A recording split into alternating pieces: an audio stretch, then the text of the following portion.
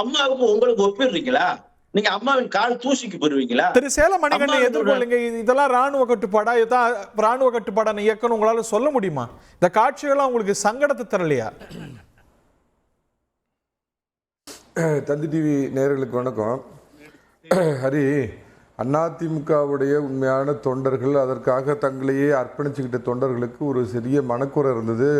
தியாக தலைவி, உண்மையான தியாக தலைவி, அண்டர்லைன், உண்மையான தியாக தலைவியா வாழ்ந்த, அதிசயமா இருந்த மரியாதைக்குரிய ஜானகி அம்மாவுக்கு ஒரு பெரிய விழா அதிமுக சார்பில் எடுக்கல அப்படிங்கிற ஒரு மனக்குறை இருந்தது. அதை பார்த்தீங்கன்னா இன்னைக்கு ஒரு அந்த குறையை விட்டு வச்சீங்க விழா. ஏன்னா அந்த குறையை ஏற்படுத்தியது யாரு? நீங்க புகழேந்திக்கு வலு சேர்க்கிறீங்க, குறைய வச்சீங்கன்னு.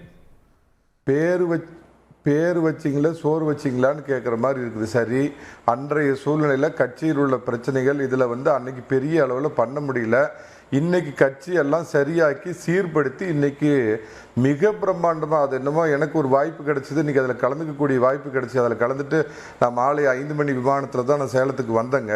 மிக பிரம்மாண்டமாக, மிக நேர்த்தியாக திட்டமிடப்பட்டு உண்மையான அதிமுகவினுடைய அந்த தியாக தலைவிக்கு ஒரு எல்லாரும், ஏன்னா ஜானகி அம்மா எவ்வளோ பெரிய தியாகத்தை பண்ணியிருக்காங்க, ஒரு வாழ்ந்த அதிசயமாக இருந்திருக்காங்க அப்படிங்கிறத இந்த இளைய தலைமுறையும் தெரிஞ்சுக்கிற அளவுக்கு மிக பிரம்மாண்டமாக நடத்தி காட்டிய, அவங்களுக்கு உரிய மரியாதை செலுத்திய பொதுச் செயலாளர் திரு எடப்பாடி பழனிசாமி அவர்களுக்கு அதிமுகவினர் அவ்வளோ உள்ளார்ந்த நன்றியை தெரிவிச்சுட்டாங்க. அது ஒரு முக்கியமான விஷயத்தை சொல்லிடுறேன்.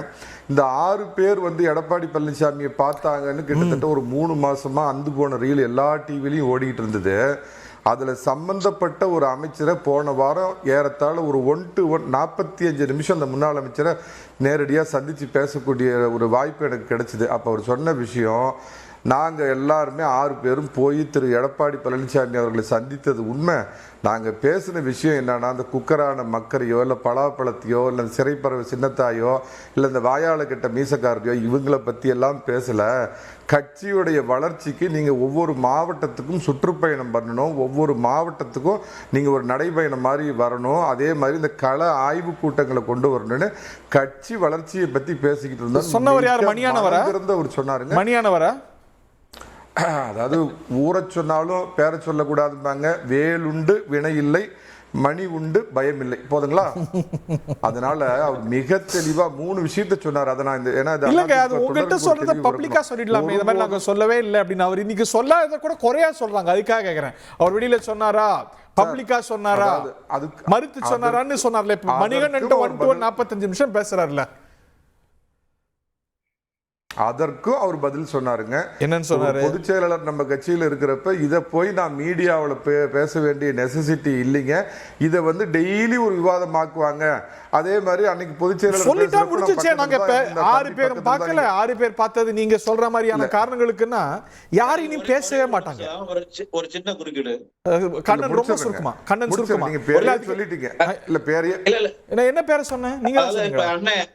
அண்ணே சொன்னார்ல, நம்ம இதே வேலுண்டு பயமில்லை, மணி உண்டு கவலை இல்லைன்னு சொன்னார்ல, அதே வேலுண்டு அதே மயில் உண்டு என்னிடமும் பேசியிருக்கிறார். எப்படி எண்ணத்தைத்தான் பழனிசாமியிடம் சொன்னாலும் பழனிசாமி நீங்க பொறுப்பதாக இல்லை. நான் பொறுப்பு. என்னத்தை நாங்க எடுத்து சொன்னாலும் அவர் கேட்கிற மாதிரி இல்ல. இதுக்கு ஏதாவது ஒரு நாளைக்கு எப்பயாவது ஒரு முற்றுப்புள்ளி வைக்கணும்.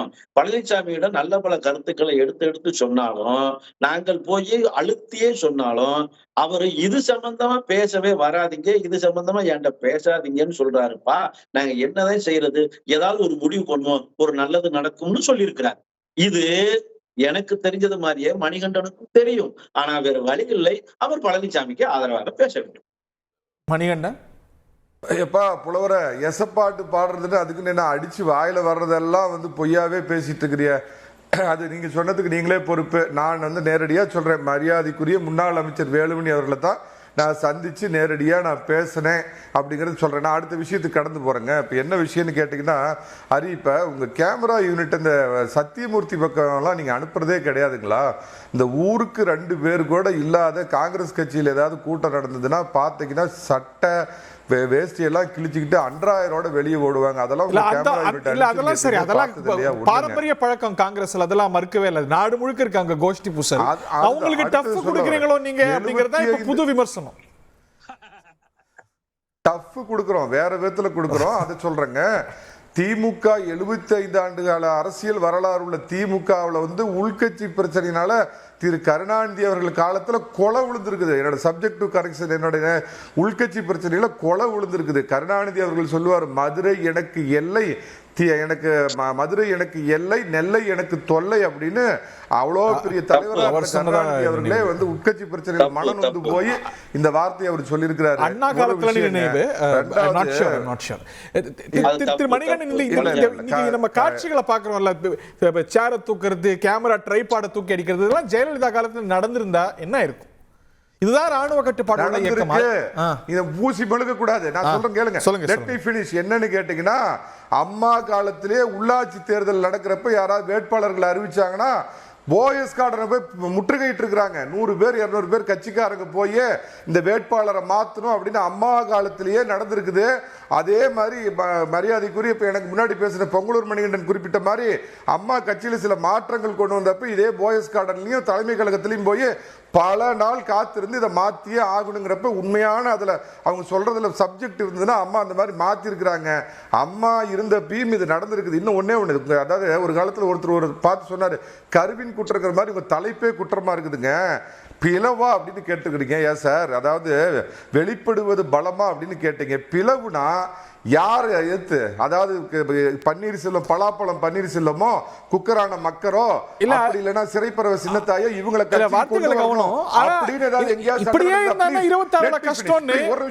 கட்சியுடைய தலைவர்கள் பேசுறாங்களா இல்லையா? இந்த பிளவு அங்கீகரிச்சு பேசுறாங்களா இல்லையா? அட்லீஸ்ட் இந்த லோக்கல் லெவல்ல. ஹரி, நான் இந்த பாயிண்ட கிளியர் பண்ணிட்டு போயிடுறேன். கட்சிக்கு சம்பந்தம் இல்லாத கட்சி பொதுக்குழுவால் வெளியேற்றப்பட்ட நபர்களை கட்சிக்கு கொண்டு வாங்கன்னு எங்கேயாவது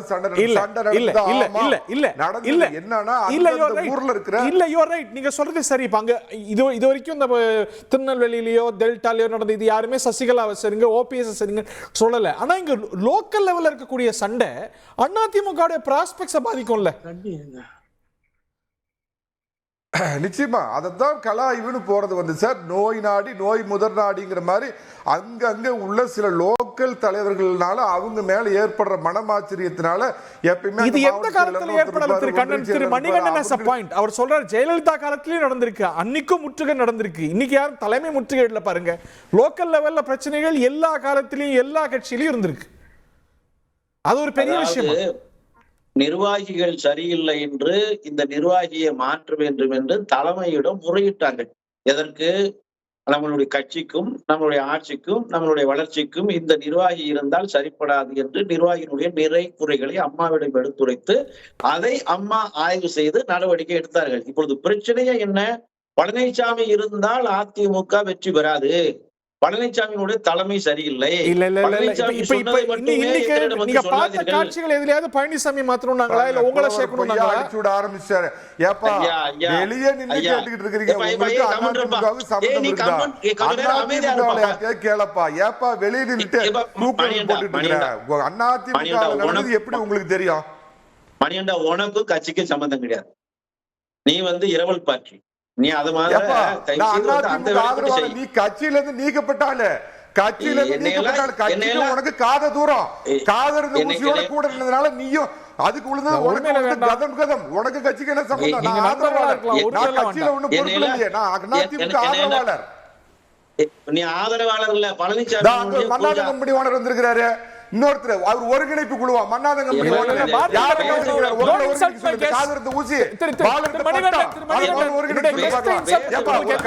ஊசி ஒண்ணு இருக்கிறீங்க.